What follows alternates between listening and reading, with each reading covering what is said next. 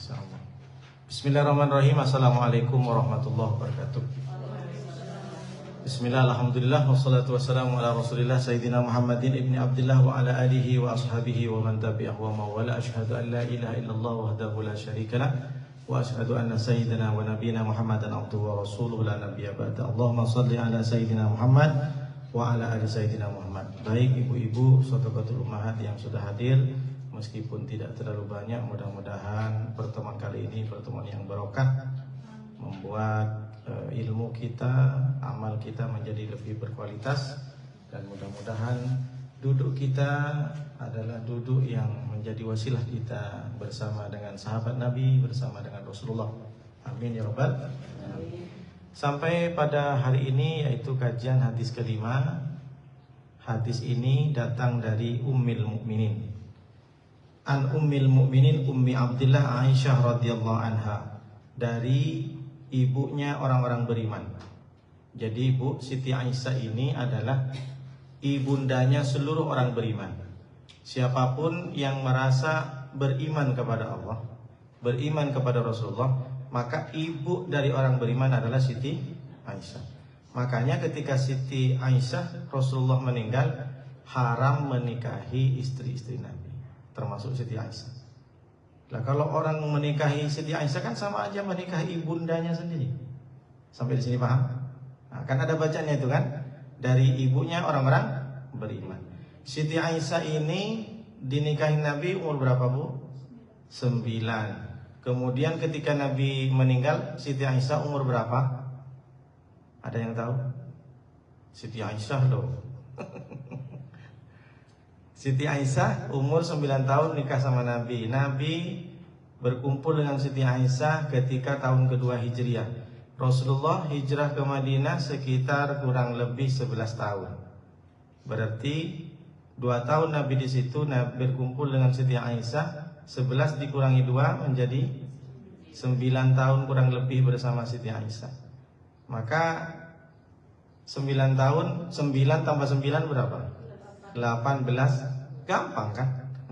Berarti Siti Aisyah Nabi meninggal umur berapa? 18, masih muda. Lalu apa Pak Ustadz yang dikerjakan Siti Aisyah? Ketika sudah meninggal Nabi, Siti Aisyah yang dikerjakan menikahi anak-anak gadis. Artinya menjadi saksi, menjadi apa kalau sekarang itu, Bu? Apa? Kalau ada anak gadis atau anak mendampingi itu, jadi perwakilan ya. Kalau sekarang apa namanya? Perwakilan. Ada orang menikah, dituakan orang tuanya, saya tak pandai berbicara Pak Ustaz. Apa namanya? Ngantar anak menikah itu. Jadi perwakilan ya. Jadi apa namanya?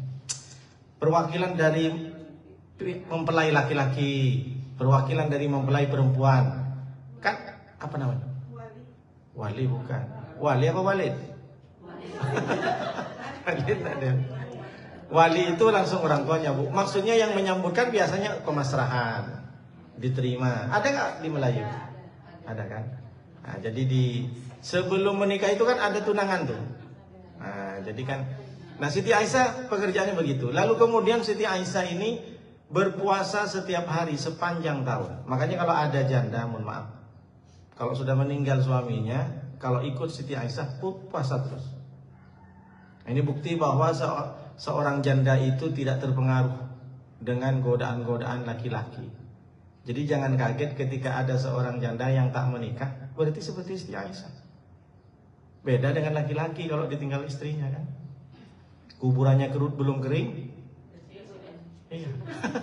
Meskipun Abu Bini masih mending kuburannya belum kering. Ini kadang istri pertama masih hidup asin Abu Bini aja.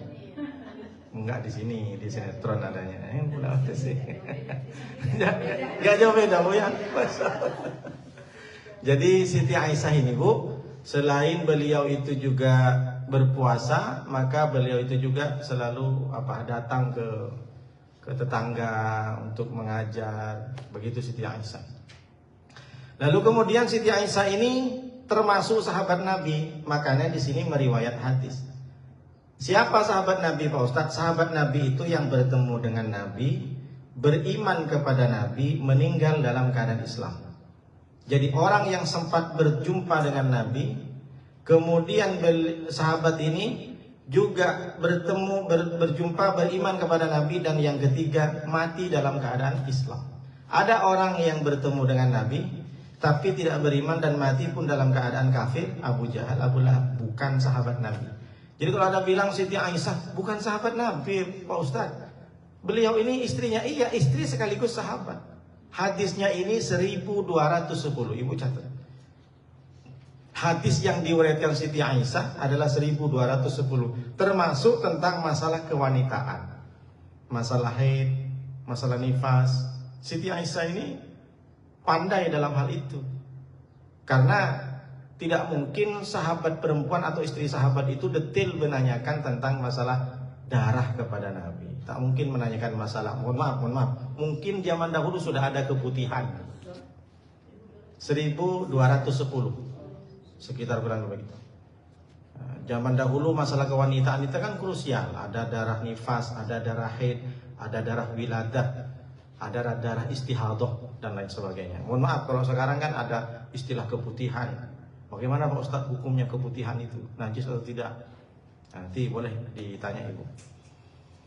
Kemudian apa kata beliau? Beliau langsung mendengar dari Rasulullah. Jadi saat Nabi menyampaikan hadis ini ada Siti Aisyah. Maka Siti Aisyah menyampaikan lagi kepada sahabat. Qala Rasulullah sallallahu alaihi wasallam, "Man ahdasa fi amrina hada ma laisa minhu fa huwa raddun." Siapa yang membuat-buat, yang mengada-ngadakan fi amrina dalam perkaraku, hada dalam perkaraku ini, berarti maksudnya dalam perkara Islam, ma laisa minhu, yang tidak ada dalil dari syariat dari perkara itu. Siapa yang membuat-buat, mengada-ngada, berarti kan sebelumnya tak ada, diada-adakan dalam perkara agama Islam. Lalu kemudian ma laisa minhu, di mana tidak ada dalil sama sekali, fa huwa raddun, maka sesungguhnya pekerjaan itu tertolak. Ini riwayat Bukhari dan Muslim. Tapi di riwayat Muslim ada lagi ditambahkan kalimatnya, man amila amalan laisa alaihi amruna fa huwa raddun. Siapa yang melakukan, beramal, berbuat, beribadah yang tidak ada perintah dariku, maka sesungguhnya itu tertolak. Nah, ini tentang masalah bid'ah. Hati-hati betul-betul. Ibu perhatikan baik-baik ketika saya menjelaskan, karena di sini di kitab syarah ini banyak dijelaskan. Jangan memahami satu hadis dengan satu hadis. Jangan memahami hadis dengan hadis ini saja. Masih banyak hadis yang lain. Perhatikan baik-baik. Man ahdasa fi amrina hada ma laisa minhu fa huwa raddun. Siapa yang membuat-buat ibadah yang sebelumnya tidak ada, tapi tak ada dalil. Nah, perhatikan baik-baik. Tak ada dalil di hadis yang lain, di hadis yang umum, maka sesungguhnya tertolak. Contoh, saya kasih contoh. Pak Ustadz, anak saya kalau sudah lulus PNS, Pak Ustadz, saya mau sholat duhur, Pak Ustadz, di tengah terik matahari 3 jam, Pak Ustadz. Kenapa, Bu? Karena semakin panas saya sholat, maka semakin banyak pahalanya, Pak Ustadz. Ini kan namanya bonga. Ini kan mengada-ngada. Sholat kan ngapain harus di terik matahari? Ini maksudnya. Berbeda dengan Pak Ustadz, nanti setiap malam Jumat saya akan mengadakan yasinan. Loh, kok yasinan? Apakah ada zaman Rasulullah? Enggak ada.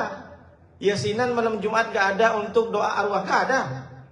Tapi kan hadis lain ada. Iqra'u surat Yasin, Iqra'u mautakum, Iqra'u Yasin limautakum, Iqra'u mautakum Yasin. Bacalah Yasin kepada orang-orang yang sudah meninggal. Atau mangqara Yasin fi lailatin asbaha maghfuran lahu. Siapa yang baca surat Yasin di waktu malam, maka subuhnya diampuni oleh Allah. Berarti kan hadis lain ada bahwa Rasulullah tidak mengutak-ngatik, hanya sebatas menyampaikan siapa yang baca surat Yasin di waktu malam maka subuhnya diampuni. Kan Rasulullah tidak menentu, terserah mau malam Jumat, mau malam Sabtu, mau malam Minggu. Kan tidak tertentu, umum. Berarti kan ada hadis bahwa baca Yasin di waktu malam. Berarti kita ambil yang ini, maka tidak masalah. Meskipun tidak ada zaman Nabi. Contoh lagi. Coba perhatikan baik-baik. Ibu mungkin pasti hafal semua doa yang sering kita baca ketika kita ngaji dulu di surau, di langgar, di musola. Selesai mau pulang, mau selesai ngaji pasti disuruh baca bersama-sama. Allahumma arhamna. Hafal semua kan? Waj'alhu lana imama wa nura wa huda wa rahmah. Allahumma dzakirna minhu ma nasina wa 'allimna minhu ma warzuqna tilawata ana al-laili wa atrafan nahar waj'alhu lana hujjatan ya rabbal alamin. Sekarang saya mau tanya, ibu hafal itu tahu dari mana? Guru ngaji. Pernah nggak disampaikan bahwa itu dikerjakan Rasulullah? Bertahun-tahun ibu hidup tak tahu itu dari mana doa itu. Sekarang saya mau tanya, pernah nggak ibu sekali saja mendengar bahwa doa itu dibaca oleh Rasulullah selesai ngaji? Yang pertama. Yang kedua, ada nggak ngaji di surau-surau di musola waktu zaman Nabi? Ada apa tidak? Ada nggak sekolah madrasah ibtidaiyah, diniyah, aliyah? Apalagi man IC? Hah? Ada nggak pondok pesantren, pondok tahfidz zaman Rasulullah? Nggak ada. Berarti kalau sesuatu yang diadakan dimaknakan seperti ini, berapa banyak orang masuk neraka? Ustaz, nggak ada pondok pesantren loh zaman Nabi. Berarti Ustaz masuk neraka. Mak, berapa banyak Pak Kiai itu masuk neraka? Paham sampai sini, Bu? Zaman Nabi tidak ada madrasah, zaman Nabi tidak ada pondok pesantren, zaman Nabi tidak ada Iqra. Iqra karangan siapa? Karangan orang Indonesia kan? Iqra 1, Iqra 2, Iqra 3, Iqra 4, Iqra 5. Berarti anak-anak kecil ngaji Iqra. Ini gak ada zaman Nabi. Bid'ah kamu masuk neraka. Gimana? Berapa banyak orang neraka itu? Gak ada orang di surga nanti, Bu. Sampai sini paham gak? Ini pentingnya mengaji. Jangan memaknakan satu hadis dengan pemahamannya. Jangan baca sendiri, paham sendiri, dimaknai sendiri, sesat sendiri. Maka intinya butuh guru. Jadi harus ada penjelasan. Jadi apa? Nanti dijelaskan. Banyak bid'ah ini memang sesuatu yang tidak dikerjakan Nabi. Tapi bid'ah tidak semuanya sesat. Kullu bid'atin dolalah wa kullu dolalatin finnar. Setiap bid'ah itu sesat, setiap sesat di neraka. Nabi tidak pernah mengatakan kullu bid'atin finnar. Setiap bid'ah di neraka. Tidak. Tapi dipisah dengan sesat. Maka diucapkan oleh Imam Syafi'i mengatakan ada bid'atul huda, ada bid'atul kata apa? Imam Syafi'i ada bid'atul huda, ada bid'ah yang memberikan petunjuk kepada orang. Kalau Imam Nawawi mengatakan ada bid'atu hasanah, bid'atun hasanah. Kalau Syekh Syekh Husaini Al-Arfa'ah itu ada sunnah hasanah. Jadi tidak semua bid'ah itu haram dan semua bid'ah itu masuk neraka. Karena kalau dimaknai seperti ini, maka berapa banyak orang beramal dengan sesat. Jadi dipahami. Tahu dari mana Pak Ustadz kalau Allah marhamna itu bukan Nabi? Memang tidak ada hadis Nabi. Allah marhamna bil Quran itu diawali dari mulai yang mengamalkan adalah Anas bin Malik. Anas bin Malik ini sahabat terakhir Rasulullah. Anaknya itu sampai 100. Sama cucunya, anak sama cucunya itu 100. Ketika mengaji Al-Quran dikumpulkan semua selesai, ayo kita bersama-sama membaca doa khatam Quran. Setelah itu dimasakkanlah nasi kuning. Nasi kuning, pokoknya dimasakkan bubur lah. Ada makanan, baru dibagi-bagikan. Itulah kenapa kalau anak kita khatam Quran, kita buat nasi kuning, kita buat bubur. Ada istilahnya nanti kalau ada bulan Muharram, bubur suro, ya kan? Malam satu suro. Pernah nonton film Malam Satu Suro? Film Susana. Bang, satenya bang 300 tusuk. Rupanya setelah balik bolong. Ternyata kuntilanak. Kuntilanak sundel bolong. Terus ada hantu, ini kebanyakan perempuan kan? Ada hantu gundi. Gundi bukan hantu ya? Hah? Oh, kuntilanak. Kalau gundi bukan hantu. Soalnya banyak kali kan nama. Julukan, oh bukan. Oh, suster ngesot. Kalau Gundi itu apa, Bu? Oh. Banyak kali sebutan perempuan, Bu ya. Itu baru itu dunia maya atau dunia nyata, Bu? Saya kira Gundi itu hantu juga, Bu. Bukan? Oh. Masya Allah. Di dunia nyata jadi Gundi, Bu ya. Di dunia perhantuan namanya Kunti, ya. Kunti. Yang dikasih paku tuh Kunti ya, Kunti. Yang dikasih paku tuh. Nah, kalau dicabut pakunya jadi hantu, kalau dipasang jadi cewek cantik. Kita kadang dibodohin sama film. Masya Allah. Loh kok sampai ke situ, Bu? Di mana, Bu, ceritanya? Masya Allah, tabarakallah. Sampai hilang ini, Bu, di mana, Bu? Baik, kembali lagi. Jadi Anas bin Malik ini, Bu, selesai membaca Al-Quran, dikumpulkan anaknya, ayo kita baca Allahumma arhamna bil Quran. Maka selama kita dari kecil membaca doa Allahumma arhamna itu bukan dari Nabi. Maka kalau kita maknakan bahwa membaca doa ini tidak dikerjakan Nabi, berarti kita bid'ah, berarti kita masuk neraka kalau memahami hati seperti ini. Tapi kan isinya bagus. Sekarang saya tanya, kalau yasinan dan tahlilan ketika orang kenduri, saya tanya isinya apa saja? Pertama, bertemu, berkumpul, berarti silaturahim.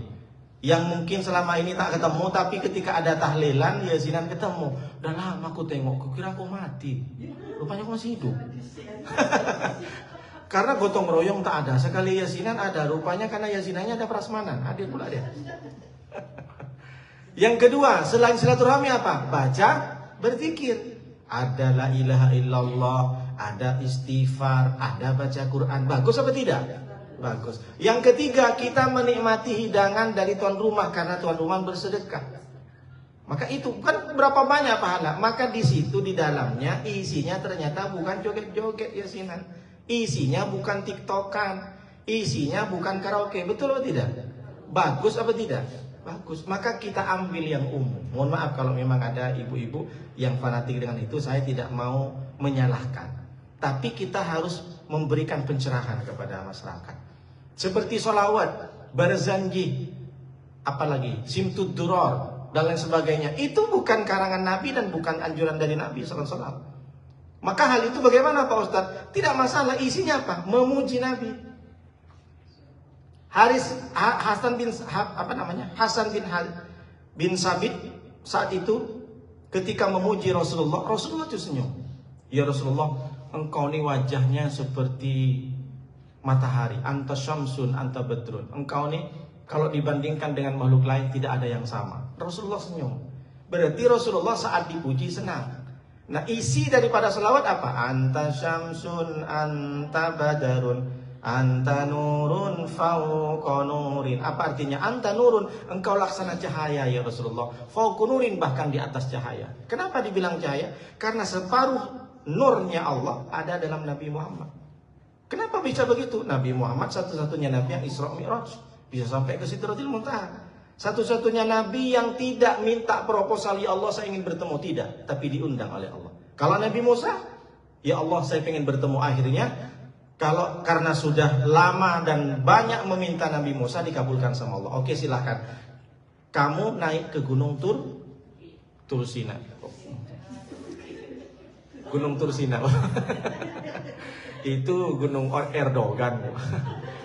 Ke Gunung Tursina. Akhirnya apa yang terjadi? Nabi Musa memaksa untuk datang ke Gunung Tursina. Allah tampakkan cahayanya saja. Masih ada 40.000 hijab yang belum dibuka sama Allah. Terpental Nabi Musa pingsan selama 50 tahun dalam satu riwayat. 50 tahun Nabi Musa pingsan hanya gara-gara Allah tampakkan baru cahayanya. Kenapa? Karena Nabi Musa minta. Karena diprovokasi sama umatnya. Musa, selama aku tidak menengok Tuhanmu, aku tidak akan percaya seperti kamu. Jadi umat Nabi Musa ini kan orang ngeyel. Makanya zaman Nabi Musa ini, Bu, ketika ada hukum, misalkan dia membunuh tak sengaja, misalkan duduk di atas balkon, di atas lantai atas, tiba-tiba tak sengaja dijatuhin, maka hukumannya nggak usah banyak-banyak, dia juga dijatuhin, selesai. Ketika baju ini kena kotoran najis, maka bukan disucikan, digunting, dibuang, tidak boleh disucikan. Itu zaman Nabi Musa berat. Makanya Nabi Musa minta sama Allah, ya Allah saya jadikan umatnya Muhammad. Nabi Musa saja pengen menjadi umat Nabi Muhammad. Lah kita sudah gratis jadi umat Nabi Muhammad. Luar biasa apa tidak kita? Maka perbanyak selawat. Allahumma sholli ala sayyidina Muhammad wa ala ali sayyidina Muhammad. Kemudian disampaikan oleh Dr. Hisam Kamil Hamid Musa Asy-Syafi'i, beliau yang mengarang kitab syarahnya ini. Apa kata beliau? Bid'ah itu ada 5 macam. Nah, boleh ibu tulis. Bid'ah itu kan sesuatu yang tidak ada zaman Nabi, tapi boleh dilakukan. Maka hukum bid'ah itu ada 5. Yang pertama ada namanya bid'ah wajibah. Ini menurut Hisam Kamil Hamid Musa. Jadi namanya Hisam Kamil Hamid Musa Asy-Syafi'i, madhab Syafi'i, ulama besar di Al-Azhar. Ibu tulis. Ulama besar, ulama yang memberikan fatwa, ahli hukum syariat Islam, Dr. Hisam Kamil Hamid Musa. Bid'ah itu ada 5. Yang pertama bid'ah wajibah. Bid'ah tapi wajib. Apa contohnya? Titik 2, mengumpulkan Al-Quran jadi satu mushaf. Mengumpulkan Al-Quran menjadi satu mushaf. Oke, kalau ibu sudah tulis, saya tanya, pernah nggak ibu dengar kalau Al-Quran itu disuruh Nabi dikumpulkan jadi satu mushaf, satu buku, satu kitab? Tidak ada. Zaman Nabi tidak pernah memberitahu, wahai Abu Bakar, tolong ayat-ayat Al-Quran yang sudah tercecer di pelepah kurma, di tulang belulang, jadikan satu buku. No. Zaman siapa Al-Quran itu dijadikan satu kitab? Zaman Sayyidina Umar. Akhirnya dengan kecerdasan Sayyidina Umar datang ke Abu Bakar, Rasulullah sudah meninggal. Wahai Abu Bakar, orang yang hafal Quran sudah semakin sedikit, banyak yang mati dalam peperangan, banyak yang syahid. Kalau Al-Quran yang sudah terpencar, tercecer kemana-mana ini tidak dikumpulkan, bahaya nanti bagaimana umat Islam ini akan bisa tahu dengan 30 juz Al-Quran. Sekarang saya tanya, ayat pertama yang turun ke Nabi Muhammad apa? Coba baca.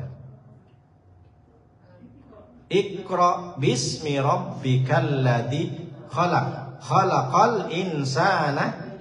Kenapa di Al-Quran kok Fatihah yang pertama? Pernah nanya nggak ibu? Kenapa nggak Iqra? Kan Iqra yang pertama. Nah, itulah masalahnya. Itulah masalahnya Pak Ustaz. Umat Islam harus tahu. Karena yang dikumpulkan kan, yang turun ke Nabi Muhammad bukan dari juz pertama. Jangan dianggap Quran pertama turun tuh Al-Fatihah, setelah itu surat Al-Baqarah, setelah itu surat apa? Ali Imran, setelah itu surat Al-Anfal dan sebagainya. Tidak. Berarti terakhir Al-Quran turun tuh Qul Huwallahu Ahad. No. Yauma akmaltu lakum. Nah, itu yang terakhir. Yang pertama Iqra. Kenapa nggak Iqra dijadikan pertama? Nah, asal mulanya dimulai dari sini. Maka Nabi dari hidup sampai meninggal tidak pernah menyuruh kepada sahabatnya. Kenapa? Karena Al-Quran tidak diturunkan oleh Nabi.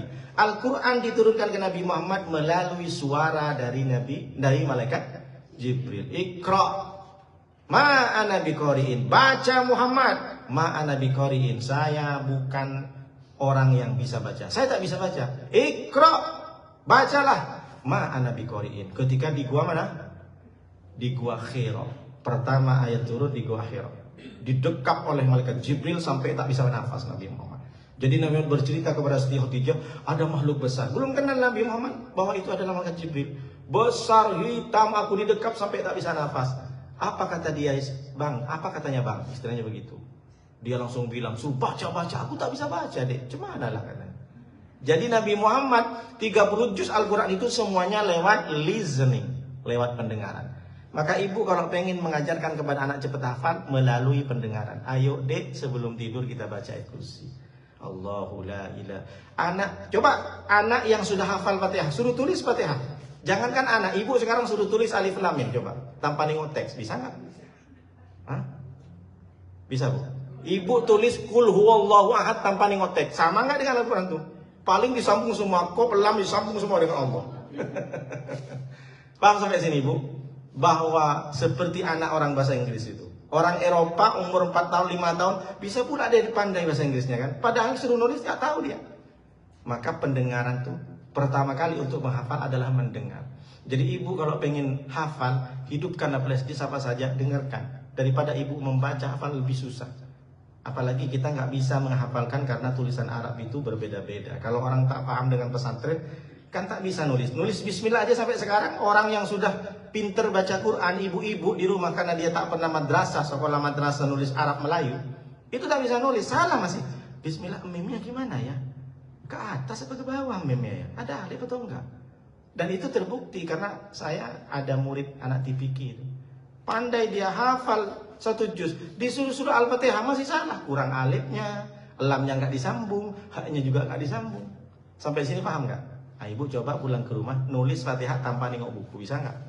Nanti setor sama saya. Masya Allah, tabarakallah. Jadi ibu, saya sampaikan ilmu tuh banyak bu sebenarnya. Makanya lain kali ibu mungkin boleh nanti bisa belajar nulis Arab. Apalagi dan di Melayu ini kan ada Arab Melayu kan? Arab Melayu itu bisa pula tulisan Arab kalau dibaca jadi bahasa Indonesia. Nah, pendidikan pertama padahal pakai bahasa Arab. Makanya saya nggak kaget nengok Arab Melayu. Saya sudah hatam dulu di pondok kan. Gampang saja anak saya, istri saya yang pandai baca Al-Quran tetap nggak bisa membaca Arab Melayu. Susah. Baik, yang pertama bid'ah wajibah adalah mengumpulkan Al-Quran. Zaman Abu Bakar, pertama Abu Bakar saya enggak mau mengumpulkan Al-Quran karena tidak ada perintah dari Rasulullah. Tapi maksa tetap Sayyidina Umar, akhirnya luluh hati Abu Bakar, akhirnya dibuatlah dikumpulkan. Jadi Al-Quran pertama dikumpulkan zaman Sayyidina Umar. Nah, jadi kalau ditanya Al-Quran yang ibu pegang sekarang itu bid'ah semua. Itu kalau memang kita memaknakan bahwa Al-Quran bid'ah berarti haram dong. Siapapun yang mengumpulkan dan menyusun Al-Quran mengkopi, ada nggak perintah Nabi dari hadis Nabi? Tolong nanti kalian harus dikopi banyak-banyak Al-Quran itu. Percetakan, masuk neraka semua itu. Kalau memaknai hadis ini, kan di sini sudah disebutkan, man ahdatsa fi amrina hadza ma laisa minhu fawradun. Siapa yang mengada-adakan dalam perkara agamaku dan tidak ada dalil, maka sesungguhnya dia tertolak. Maka pahami, jadi sesuatu yang tidak ada zaman Nabi, sekarang sudah ada, belum tentu bid'ah yang masuk neraka. Sampai sini paham?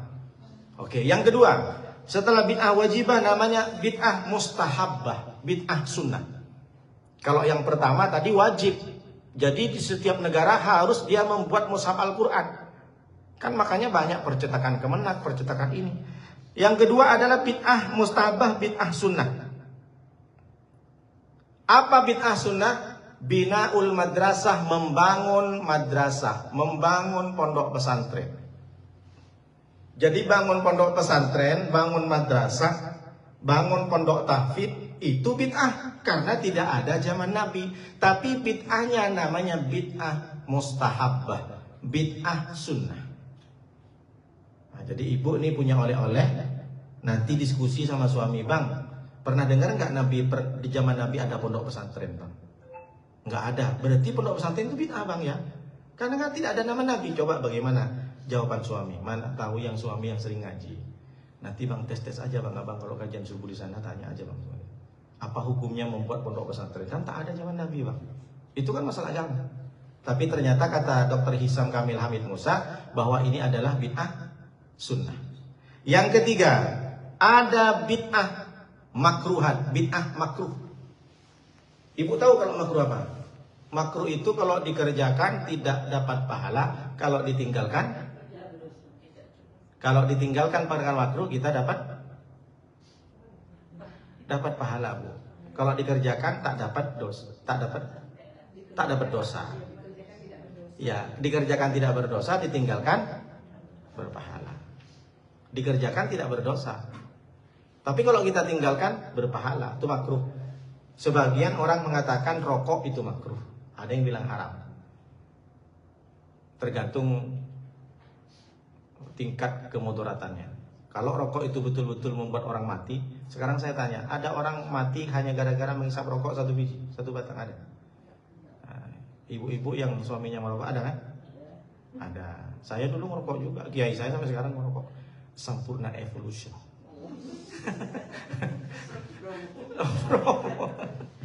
Masya Allah, tabarakallah. Apa bid'ah makruh Pak Ustaz? Wa ta'amu fil Qur'an. Bid'ah makruh itu adalah Makan di pinggir jalan. Itu bid'ah makruh.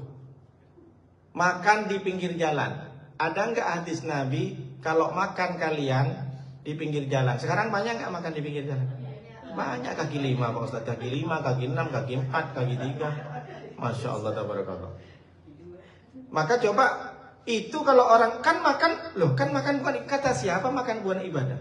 Long perintah Allah, kulu wasrobu wala tusrifu, makanlah kalian, minumlah kalian, tapi kalian jangan boros-boros. Itu perintah, Bu. Jadi ibu makan tuh ibadah, bukan hanya sekedar menghilangkan lapar. Ada kalimatnya dalam Quran tuh, kulu wasrobu wala tusrifu. Makanlah kalian, minumlah kalian, dan jangan boros-boros. Berarti makan itu ibadah. Nah sekarang makan karena ibadah, boleh nggak makan di pinggir jalan? Boleh, tapi makruh. Bid'ahnya bid'ah makruh. Kalau memahami hadis yang ini, semua jadi haram tuh. Coba tengok orang yang sering haram-haram. Sering nggak makan di kaki 5 itu? Sering kan? Ibu tahu yang kayak mana orangnya? Yang kayak Walid kan? Yang kayak Walid kan? Jenggotnya segini. Walid nak jadi boleh? Oh tak boleh. Ibu tahu dari mana orang yang itu. Ibu memang. Ibu tahu lah ya. Ibu tahu, tak perlu kita sepil di sini kan. Orang-orang yang dikit-dikit semuanya itu dikit-dikit salah, dikit-dikit neraka. Macam dia aja yang punya neraka. Tapi kita tak boleh menjelekkan mereka, tidak boleh. Yang penting kita ini yang paham, jangan ikut-ikutan. Kalau sudah serba seperti ini, ibu, semua ibu di rumah pun foto ibu dibakar semuanya. Iya kan?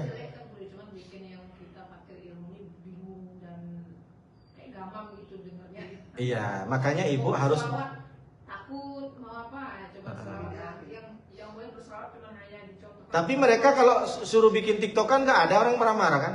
Habis sholat nggak boleh salaman, tapi kalau habis sholat nengok HP boleh. Kan repot. Yang diharamkan yang salaman, yang diharamkan yasinan. Tapi tak ada orang itu. Ada orang yang sering mengharamkan habis sholat langsung. Halo, assalamualaikum. Oh boleh rupanya main HP habis sholat. Kalau salaman habis sholat tak boleh, kan repot. Terkadang kan guru kita lihat di YouTube tuh bahkan ulama-ulama juga Ya. menjadikan kita yang hakim. Akhirnya kebingungan kan? Nah, itulah. Iya. Makanya ibu harus tepat berkumpul dengan orang soleh. Makanya Tuan Guru Haruna kan bagus sama dengan saya. Istilahnya kan akidahnya kan beliau lulusan Mesir, semua al-Madhab Syafi'i. Maka alhamdulillah Saum ini mendapatkan guru-guru yang tidak fanatik. Kalau sempat fanatik ibu harus besok harus pakai jilbab goni, harus macan. Kenapa kamu mau diem mau aurat mau? Ini tinggal mata biji. Tapi kalau lihat lembar merah dan biru, Gak usah disepil langsung. Ini kan gitu, makanya mudah-mudahan ibu ini selalu tepat circle-nya sehingga ibu tidak ketakutan. Ini ibu ibu kan bilang katanya ketakutan, kebingungan kami guru. Iya. Mana semua foto-foto diambil, dibakar semua. La ilaha illallah. Kita paham yang tak boleh itu yang berbayang, yang berbayang. Ini kadang kan tak boleh. Padahal dia punya Facebook juga kan. FB Pro lagi, hai guys, kita lagi di Mekah guys. Baik, lanjutkan. Kemudian yang terakhir, jadi makan di pinggir jalan itu bid'ah, tapi bid'ahnya makruh. Tidak ada zaman Nabi.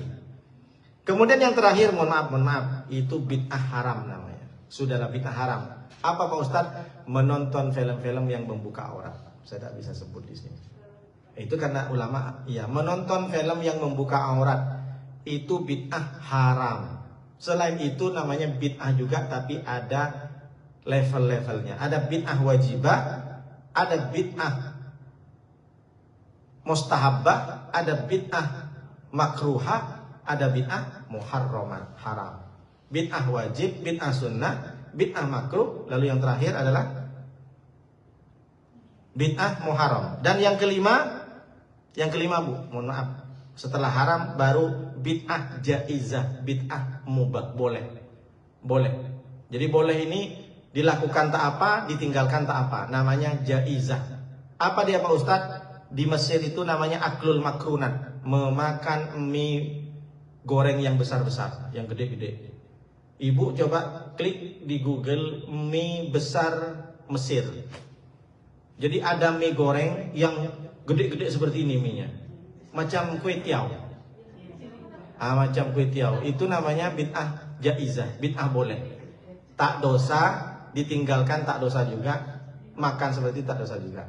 Ini kan pemikiran dari ulama. Jadi untuk memberikan pencerahan kepada murid-muridnya, tidak semua apa yang tidak ada zaman Nabi semuanya menjadi haram dan masuk neraka. Ada level-levelnya. Buktinya orang bikin pondok pesantren nggak ada perintah Nabi.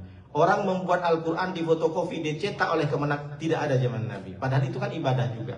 Termasuk mohon maaf, kalau di kampung kita kan pakai sarung. Ada nggak hadis kalau kamu sholat pakailah sarung? Zaman Nabi nggak ada sarung. Itu kan juga ibadah. Pakaian yang dibawa untuk ibadah. Yang bilang mereka itu apa namanya? Mohon maaf. Pakaian harus naik mata kaki. Misalkan. Nah, isbal. Hadis Nabi mengatakan memang kalau menutup mata kaki maka itu akan ada di neraka. Tapi zaman saat Nabi menyampaikan seperti itu kondisinya beda. Abu Bakar itu tidak pernah menaikkan kainnya di atas mata kaki, tetap menutup mata kaki Abu Bakar. Ya Rasulullah, apakah punya saya ini adalah orang yang penghuni neraka juga? Sekarang aku tanya, kamu pakai menutupi mata kaki tujuannya apa? Ya nggak ada. Agak tujuan sombong kamu? Nggak ada ya Rasulullah. Yang enggak. Karena zaman dahulu Bu, semakin lebih kainnya maka semakin kaya, semakin dianggap orang yang kaya. Ibu tahu kalau orang nikah Yunani, pakaian perempuannya kan 10 meter. Pernah nengok kan? Pernah nggak? Perempuannya, dia baju pengantinnya itu kan panjang, melelet-melelet itu kan. Nah, zaman dulu orang yang sombong itu melebihkan kainnya. Itu kan kain mahal. Kenapa dilebihkan? Kan mending dibikin baju lagi. Maka kalau orang kaya dilebihkan menunjukkan bahwa dia kaya. Nah, zaman Nabi orang yang melebihkan kainnya ke bawah itu sombong. Sekarang orang sombong bukan pakai kain dilebihkan, pakai emas 100 kilo. Hai guys. Aduh gatel katanya. Dia pun tak tahu kawan yang di samping tambah panas lah, bergejolak, berdegup tambah kencang jantung. Pulangnya langsung stroke. Kenapa kok stroke? Kok nengok emas kawan tuh bang, gede bang. Makanya ibu-ibu kalau pakai emas, nengok kawan agak sudah lancip mulutnya begini. Udah marungot bilang sama kawan, jeng aku ini kredit 50 tahun. Iya, bilang aja ibu seperti itu. Nah kalau ibu tiba-tiba naik motor baru ya motornya, aku ini kredit 20 tahun loh. Motor Vario 20 tahun berarti sehari 100 ribu deh, sebulan 100 ribu. Jadi kalau ibu pengen nengok kawan agak julid nengok tas kita yang mahal, langsung ibu klarifikasi, aku pinjem ini bukan punya. Ibu renovasi rumah, di rumahnya renovasi rumah, datang tetangga nengok, udah marah, merah matanya, langsung sampaikan, aku nih pinjem loh sama kamu, di kampung aku jual tanah, aku bikin renovasi rumah ini. Oh iya, aku tahu yang seperti itu, senang dia aku. Jangan sampai dipanas-panasin, kamu tahu nggak nih, aku udah lunas kemarin. Ntar lagi aku beli kapling di Batu Aji, tanpa panas kalau. Baik, sampai di sini dulu pertanyaannya. Silahkan Bapak Ibu-Ibu kalau ada pertanyaan. Ini karena waktu malam nanti terlalu malam, karena hadisnya kan sependek ini kan. Nah, jadi itu yang saya sampaikan, tidak semua yang ada zaman Nabi menjadi sebuah keharaman. Silahkan Ibu-Ibu kalau ada pertanyaan. Mumpung masih jamnya masih baik.